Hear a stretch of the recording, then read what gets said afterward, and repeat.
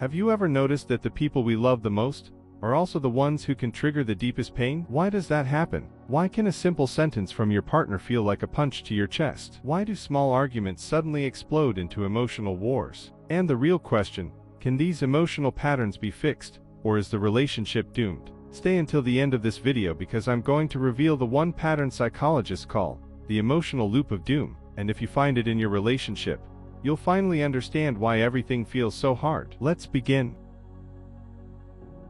Every relationship starts with connection, beautiful moments, laughing until your stomach hurts, feeling like this person really gets you. But here's the hidden truth most people never realize. The closer you get to someone, the more your emotional brain takes control. Not the logical brain, not the rational brain.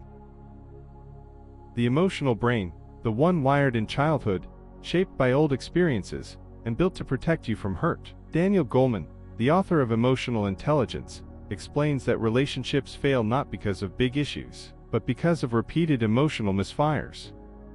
Tiny moments when your emotional brain says, "I'm not safe, I'm being attacked, I'm being rejected," and so, you react, not to your partner but to the emotional wounds inside you. Layer 1. The surface problem. Why didn't you call me? You never listen, you don't care. Layer 2. The emotional trigger. Fear of abandonment, fear of not being valued, fear of being unimportant, fear of being controlled. Most couples fight about layer 1, but they feel layer 2. Example, your partner says, "You're always on your phone." What you hear is, "You're failing, you're not good enough," and you react emotionally. Then your partner reacts emotionally to your reaction. This is the trigger loop, a cycle where both partners are not fighting each other, they're fighting their past.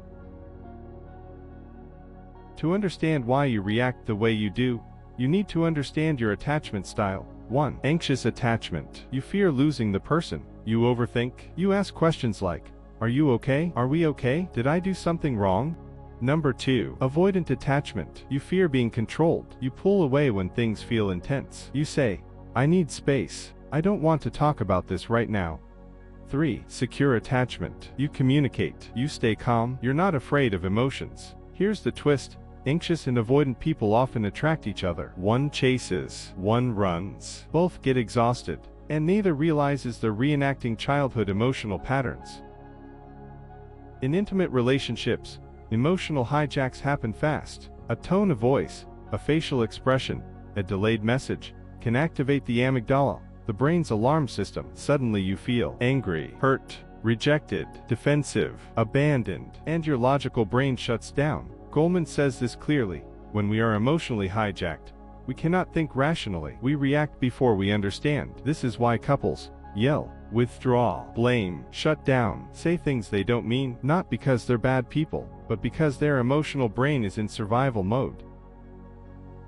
Based on emotional intelligence research, here are the 3 deadly patterns. 1. The escalation spiral. Each partner raises the intensity. A small disagreement becomes emotional warfare. 2. The shutdown pattern. One partner withdraws to avoid conflict. The other partner feels abandoned. Both feel misunderstood. 3. The blame loop. You stop seeing the problem as us versus the issue, and start seeing it as me versus you. Once this happens, emotional connection breaks, and relationships start dying silently.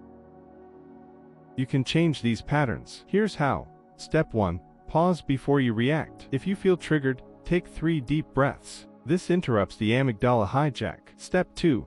Name the real emotion. I'm not mad. I'm scared. I'm not angry. I feel ignored. I'm not upset. I feel unimportant. When you name it, you tame it. Step 3. Switch from attack mode to curiosity mode. Ask your partner, "Can you help me understand what you meant?" This one sentence saves relationships. Step 4. Use emotionally safe language. Instead of saying, "You never listen," say, "When this happens, I feel unheard." Step 5. Repair quickly. After conflict, ask, "What can we do differently next time?" Emotional intelligence isn't about avoiding conflict. It's about repairing quickly. Remember at the beginning, I said there's one pattern that almost guarantees a relationship will fail. Here it is, the emotional loop of doom. When both partners feel unsafe, and both partners stop trying to understand each other. Once emotional safety dies, the relationship becomes a battle instead of a bond. But here's the good news: if emotional patterns can break a relationship, they can also rebuild it. The moment you choose understanding over reaction, curiosity over defensiveness, and connection over ego, your entire relationship changes. Your most important relationship is the one you build with emotional intelligence.